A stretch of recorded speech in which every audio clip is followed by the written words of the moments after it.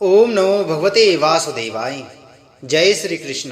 प्रिय भक्तगणों, आइए सुनते हैं श्री विष्णु महापुराण की कथा।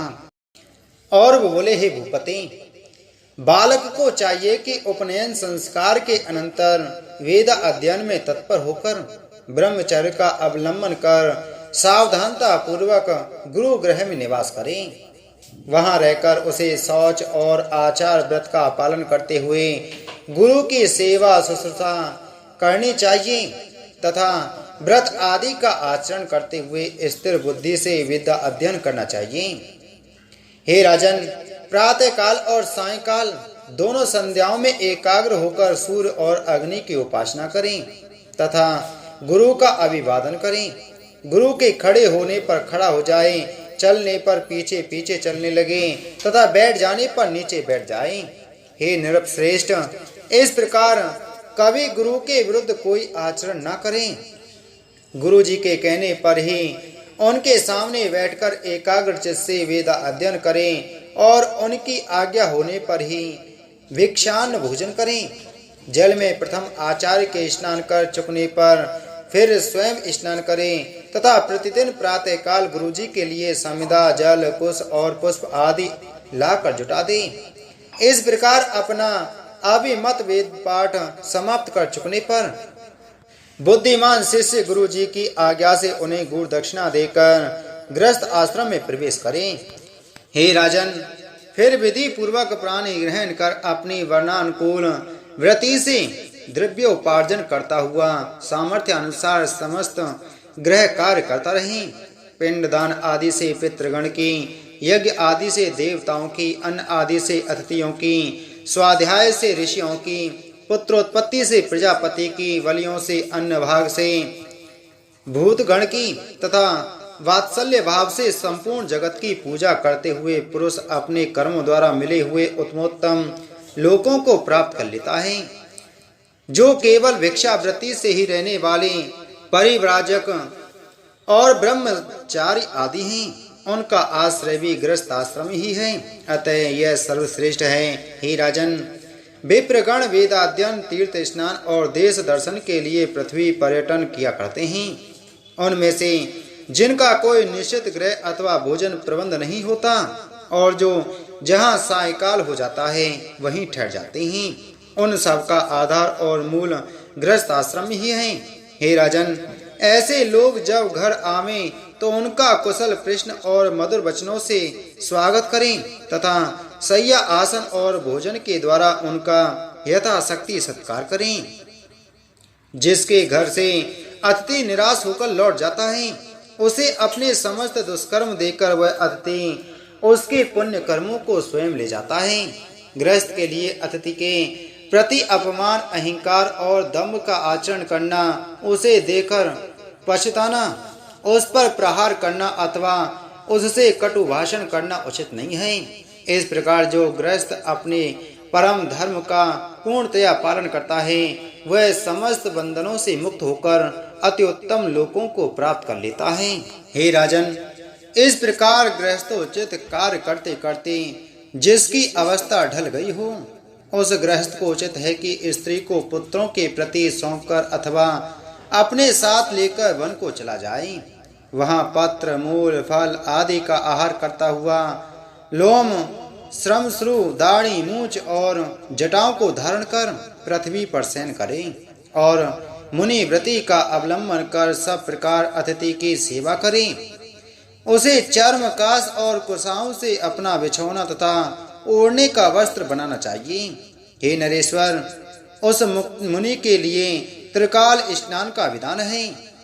इसी प्रकार देव पूजन, होम, सब अतिथियों का सत्कार, भिक्षा और बलि देव वैश्वदेव भी उसके विहित कर्म हैं।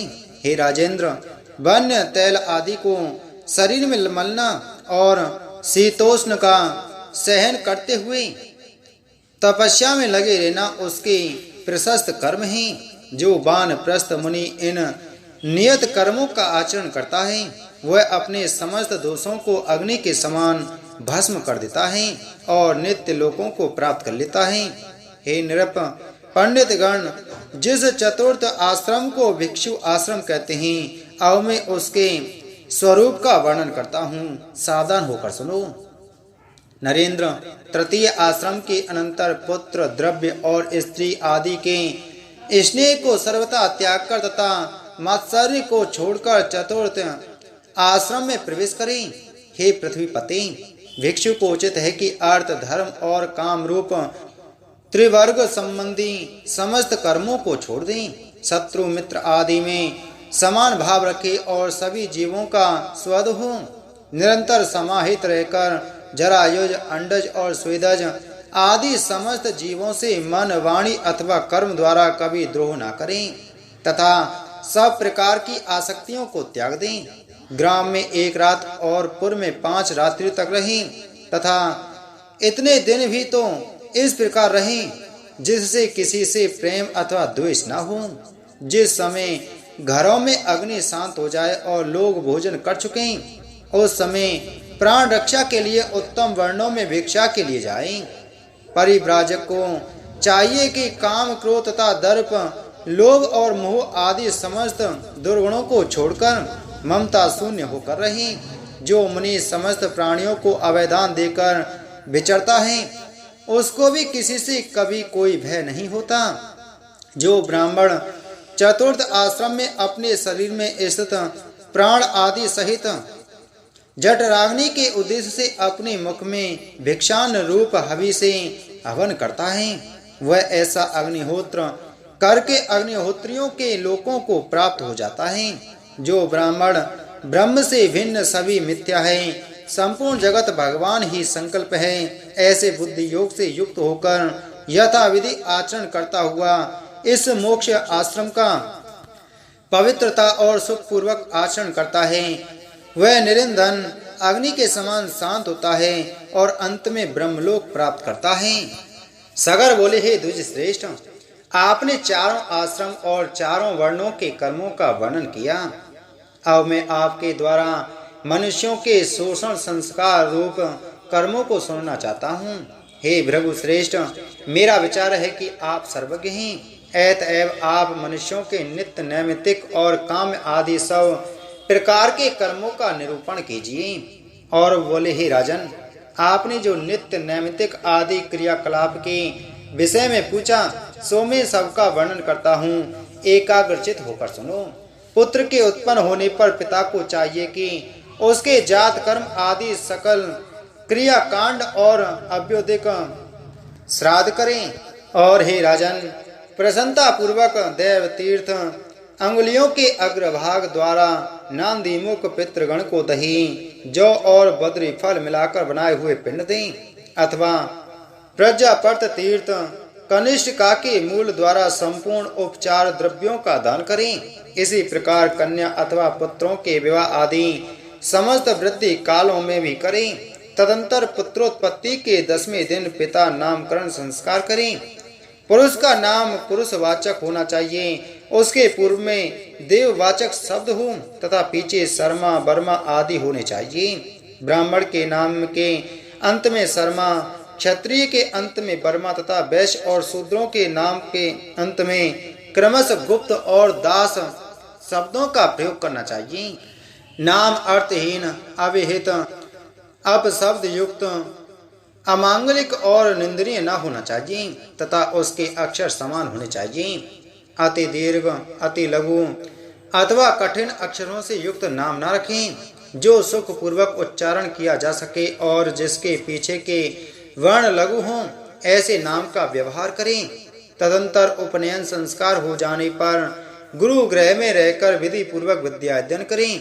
हे भूपाल, फिर विद्या अध्ययन कर चुकने पर गुरु को दक्षिणा देकर यदि गृहस्थ आश्रम में प्रवेश करने की इच्छा हो तो विवाह कर लें, या दृढ़ संकल्प पूर्वक नैष्ठिक ब्रह्मचर्य ग्रहण कर गुरु अथवा गुरु पुत्रों की सेवा शुश्रूषा करता रहे, अथवा अपनी इच्छा अनुसार वानप्रस्थ या संन्यास ग्रहण कर लें।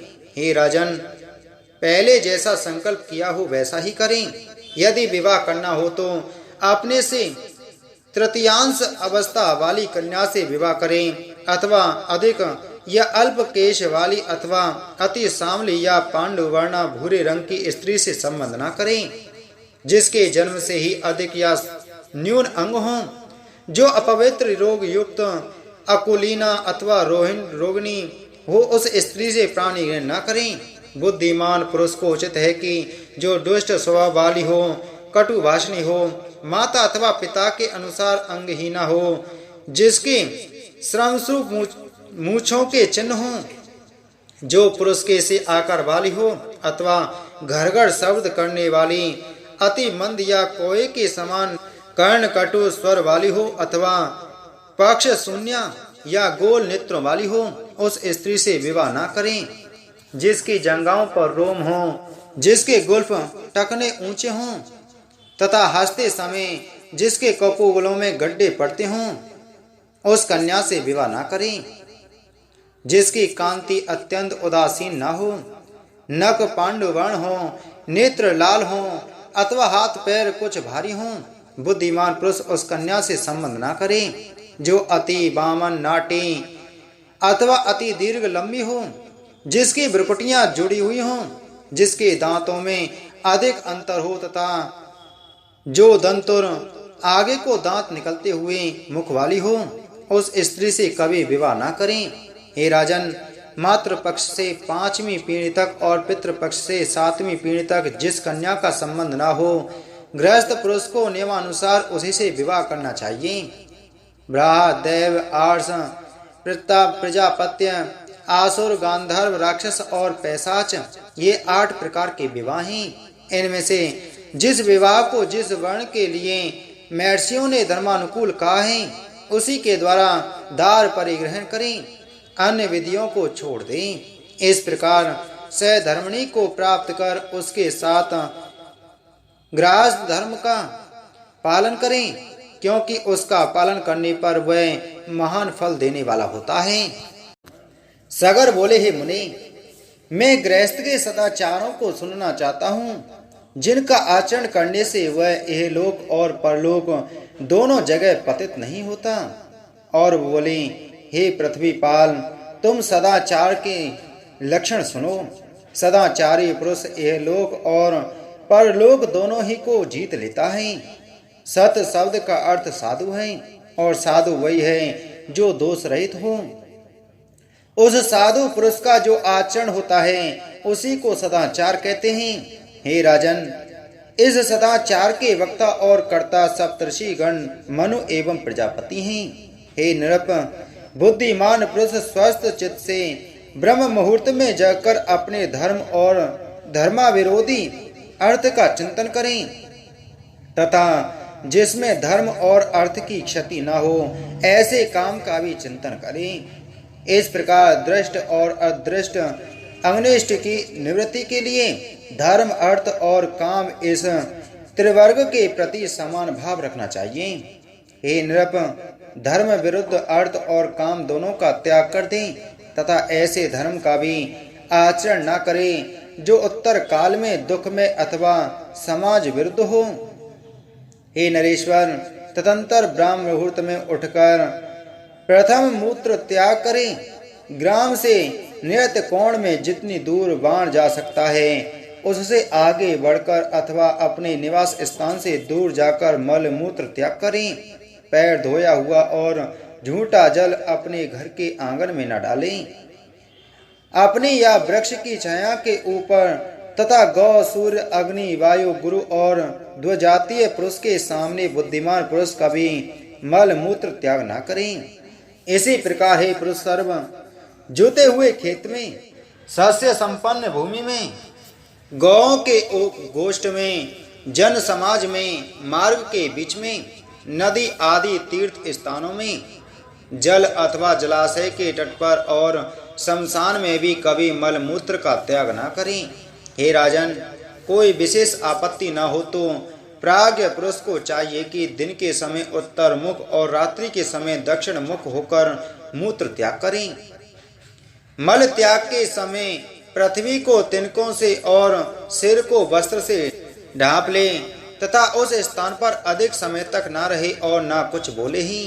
हे राजन, वहाँ भी की चूहों द्वारा विल से निकली हुई जल के भीतर की शौच कर्म से बची हुई, घर के लेपन की चींटी आदि छोटे छोटे जीवों द्वारा निकली हुई और हल से उखाड़ी हुई इन सब प्रकार की मृतकाओं का शौच कर्म में उपयोग न करें। हे नृप, लिंग में 1 बार, गुदा में 3 बार, बाएं हाथ में 10 बार और दोनों हाथों में 7 बार मृतिका लगाने से शौच संपन्न होता है। तदंतर गंध और फैन रहित स्वच्छ जल से आचमन करें तथा फिर सावधानता पूर्वक बहुत सी मृतिका लें। उससे चरण शुद्धि करने के अनंतर फिर पैर धोकर 3 बार कुल्ला करें और 2 बार मुख धोवें। तत्पश्चात जल लेकर शिरोदेश में स्थित इंद्रिय रंध्र, मुद्रा, बाहु, नाभि और हृदय को स्पर्श करें।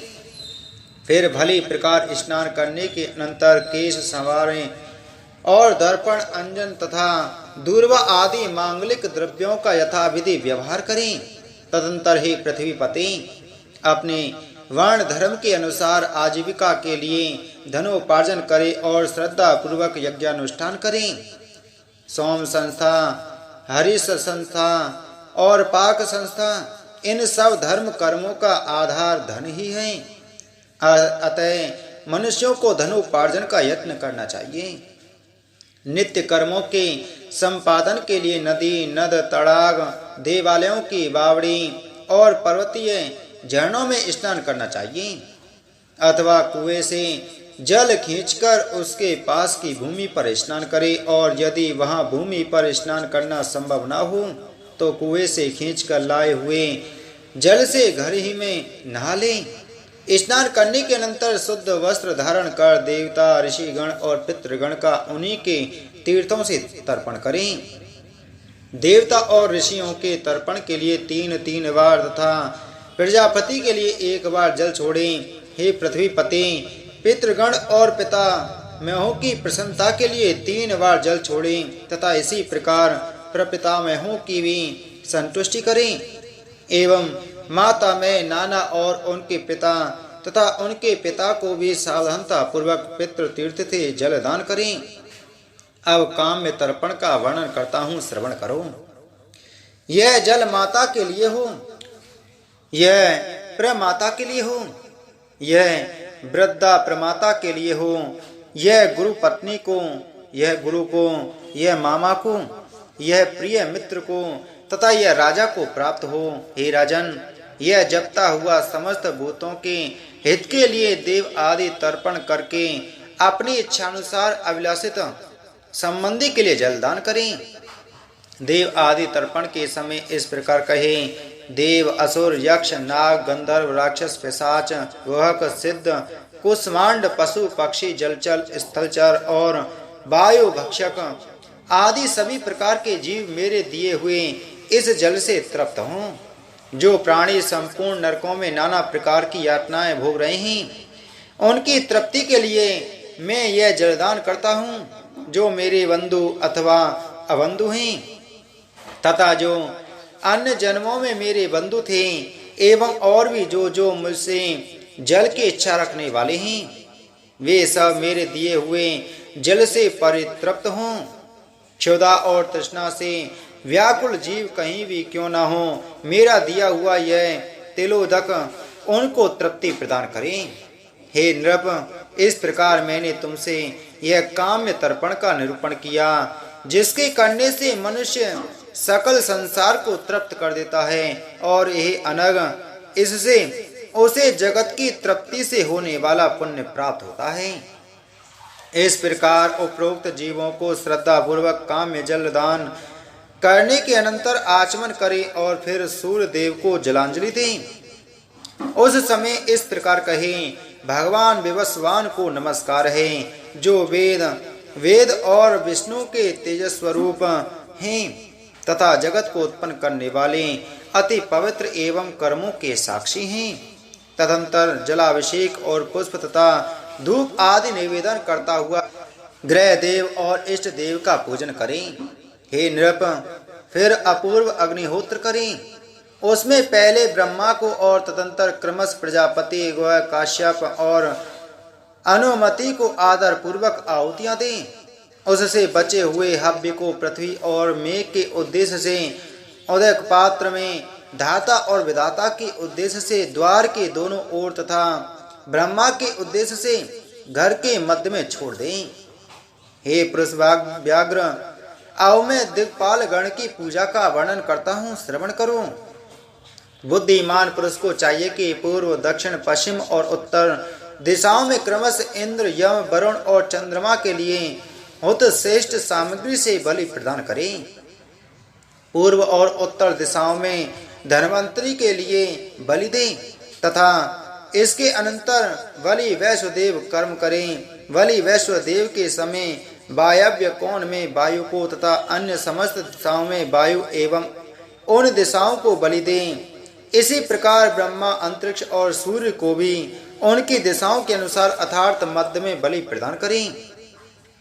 फिर हे नरेश्वर, विश्व देवों, विश्वभूतों, विश्वपतियों, पितरों और यक्षों के उद्देश्य से यथा स्थान बलि प्रदान करें। तदंतर बुद्धिमान व्यक्ति और अन्न लेकर पवित्र पृथ्वी पर समाहित चित्त से बैठकर स्वेच्छा अनुसार समस्त प्राणियों को बलि प्रदान करें। उस समय इस प्रकार कहें, देवता, मनुष्य, पशु, पक्षी, सिद्ध, यक्ष, सर्प, दैत्य, प्रेत, पिशाच, वृक्ष तथा और भी चींटी आदि कीट पतंग जो अपने कर्म बंधन से बंधे हुए क्षुधातुर होकर मेरे दिए हुए अन्न की इच्छा करते हैं, उन सब के लिए मैं यह अन्न दान करता हूँ। वे इससे परितृप्त और आनंदित हों। जिनके माता पिता अथवा कोई और बंधु नहीं है तथा अन्न प्रस्तुत करने का साधन और अन्य भी नहीं है, उनकी तृप्ति के लिए पृथ्वी पर मैंने यह अन्न रखा है। वे इससे तृप्त होकर आनंदित हों। संपूर्ण प्राणी, यह अन्न और मैं सभी विष्णु हैं, क्योंकि उनसे भिन्न और कुछ है ही नहीं। अतः मैं समस्त भूतों का शरीर रूप यह अन्न उनके पोषण के लिए दान करता हूँ। यह जो 14 प्रकार का भूत समुदाय है, उसमें जितने भी प्राणी गण अवस्थित हैं, उन सबकी तृप्ति के लिए मैंने यह अन्न प्रस्तुत किया है। वे इससे प्रसन्न हों। इस प्रकार उच्चारण करके गृहस्थ पुरुष श्रद्धा पूर्वक समस्त जीवों के उपकार के लिए पृथ्वी में अन्नदान करें, क्योंकि गृहस्थ ही सबका आश्रय है। हे नरेश्वर, तदंतर कुत्ता, चांडाल, पक्षीगण तथा और भी जो कोई पतित एवं पुत्रहीन पुरुष हों, उनकी तृप्ति के लिए पृथ्वी में बलि भाग रखें। फिर गौ दोहन काल पर्यंत अथवा इच्छानुसार इससे भी कुछ अधिक हो देर अतिथि ग्रहण करने के लिए घर के आंगन में रहे।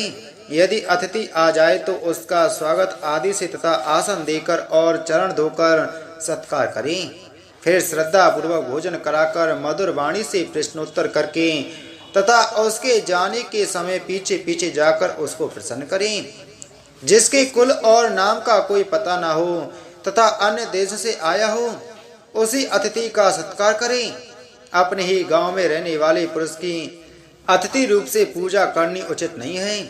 जिसके पास कोई सामग्री ना हो, जिससे कोई संबंध ना हो, जिसके कुल शील का कोई पता ना हो और भोजन करना चाहता हो, उस अतिथि का सत्कार किए बिना भोजन करने से मनुष्य अधोगति को प्राप्त होता है। गृहस्थ पुरुष को चाहिए कि आए हुए अतिथि के अध्ययन, गोत्र, आचरण और कुल आदि के विषय में कुछ भी न पूछकर हिरण्य गर्भ बुद्धि से उसकी पूजा करें। हे नृप, अतिथि सत्कार के अनंतर अपने ही देश के 1 और 5 यज्ञक ब्राह्मण को जिसके आचार और कुल आदि का ज्ञान हो, पितृगण के लिए भोजन करावें। हे भूपाल, मनुष्य यज्ञ की विधि से मनुष्य व्योहंत इत्यादि मंत्रोच्चारण पूर्वक पहले ही निकालकर अलग रखे हुए हंतकार नामक अन्न से उस श्रोत्रिय ब्राह्मण को भोजन करावें। इस प्रकार देवता, अतिथि और ब्राह्मण को ये 3 भिक्षाएं देकर यदि सामर्थ्य हो तो परिव्राजक और ब्रह्मचारियों को भी बिना लौटाए हुए इच्छा अनुसार भिक्षा दें। 3 पहले तथा भिक्षुगण, ये चारों अतिथि कहलाते हैं। हे राजन, इन चारों का पूजन करने से मनुष्य समस्त पापों से मुक्त हो जाता है। जिसके घर से अतिथि निराश होकर लौट जाता है, उसे वह अपने पाप देकर उसके शुभ कर्मों को ले जाता है। हे नरेश्वर, धाता, प्रजापति, इंद्र, अग्नि, वसुगण और अहिरमा, ये समस्त देवगण अतिथि में प्रविष्ट होकर अन्न भोजन करते हैं। अतः मनुष्य को अतिथि पूजा के लिए निरंतर प्रयत्न करना चाहिए। जो पुरुष अतिथि के बिना भोजन करता है वह तो केवल पाप ही भोग करता है। तदंतर गृहस्थ पुरुष पितृगृह में रहने वाली विवाहिता, कन्या, दुखिया और गर्भिणी स्त्री तथा वृद्ध और बालकों को संस्कृत अन्न से भोजन कराकर अंत में स्वयं भोजन करें। इन सब को भोजन कराए बिना जो स्वयं भोजन कर लेता है वह पाप में भोजन करता है और अंत में मरकर नरक में श्वेलस्म भोजी कीट होता है। जो व्यक्ति स्नान किए बिना भोजन करता है वह मल भक्षण करता है। जप किए बिना भोजन करने वाला रक्त और पुए पान करता है। संस्कारहीन अन्न खाने वाला मूत्रपान करता है तथा जो बालक, वृद्ध आदि से पहले आहार करता है वह विष्टाहारी है। इसी प्रकार बिना होम किए भोजन करने वाला मानव कीड़ों को खाता है और बिना दान किए खाने वाला विषभोजी है। अतः हे राजेंद्र, गृहस्थ को जिस प्रकार भोजन करना चाहिए, जिस प्रकार भोजन करने से पुरुष को पाप बंधन नहीं होता तथा यह लोक में अत्यंत आरोग्य, बल, बुद्धि की प्राप्ति हो और अरिष्टों की शांति होती है और जो शत्रु पक्ष का हास करने वाली है, वह भोजन विधि सुनो। गृहस्थ को चाहिए कि स्नान करने के अनंतर यथा विधि देव, ऋषि और पितृगण का तर्पण करके हाथ में उत्तम रत्न धारण किए पवित्रता पूर्वक भोजन करें। हे नृप, जप तथा अग्निहोत्र के अनंतर शुद्ध वस्त्र धारण कर अतिथि, ब्राह्मण, गुरुजन और अपने आश्रित बालक एवं वृद्धों को भोजन करा सुंदर सुगंध युक्त उत्तम पुष्पमाला तथा एक ही वस्त्र धारण किए हाथ, पांव और मुंह धोकर प्रीति पूर्वक भोजन करें। हे राजन, भोजन के समय इधर उधर न देखें। मनुष्य को चाहिए कि पूर्व अथवा उत्तर की ओर मुख करके अन्य मना न होकर उत्तम और पथ्य अन्न को प्रोक्षण के लिए रखे हुए मंत्रपूत जल से छिड़ककर भोजन करें। जो अन्न दुराचारी व्यक्ति का लाया हुआ हो, घृणाजनक हो अथवा बलि, वैष्णदेव आदि संस्कार शून्य हो, उसको ग्रहण ना करें। हे द्विज, गृहस्थ पुरुष अपने खाद में से कुछ अंश अपने शिष्य तथा अन्य भूखे प्यासों को देकर उत्तम और शुद्ध पात्र में शांत चित्त से भोजन करें। हे नरेश्वर, किसी वेद आदि में, आसन, कुर्सी आदि पर रखे हुए पात्र में, अयोग्य स्थान में, असमय संध्या आदि काल में अथवा अत्यंत संकुचित स्थान में कभी भोजन न करें। मनुष्य को चाहिए कि परोसे हुए भोजन का अग्रभाग अग्नि को देकर भोजन करे। हे नृप, जो अन्न मंत्रपूत और प्रशस्त हो तथा जो बासी न हो उसी को भोजन करें, परंतु फल, मूल और सूखी शाखाओं को बिना पकाए हुए लेह, चटनी आदि और गुड़ के पदार्थों के लिए ऐसा नियम नहीं है। हे नरेश्वर, सारहीन पदार्थों को कभी न खाएं। हे पृथ्वीपते, विवेकी पुरुष मधु, जल, दही, घी और सत्तू के सिवा और किसी पदार्थ को पूरा न खाएं। भोजन एकाग्रचित होकर करे तथा प्रथम मधुर रस, फिर लवण और अम्ल, खट्टा रस तथा अंत में कटु और तीखे पदार्थों को खाएं। जो पुरुष पहले द्रव्य पदार्थों को, बीच में कठिन वस्तुओं को तथा अंत में फिर द्रव्य पदार्थों को ही खाता है वह कभी बल तथा आरोग्य से ही नहीं होता। इस प्रकार वाणी का संयम करके अनिषिद्ध अन्न भोजन करें। अन्न की निंदा न करें। प्रथम 5 ग्रास अत्यंत मौन होकर ग्रहण करें, उनसे पंच प्राणों की तृप्ति होती है।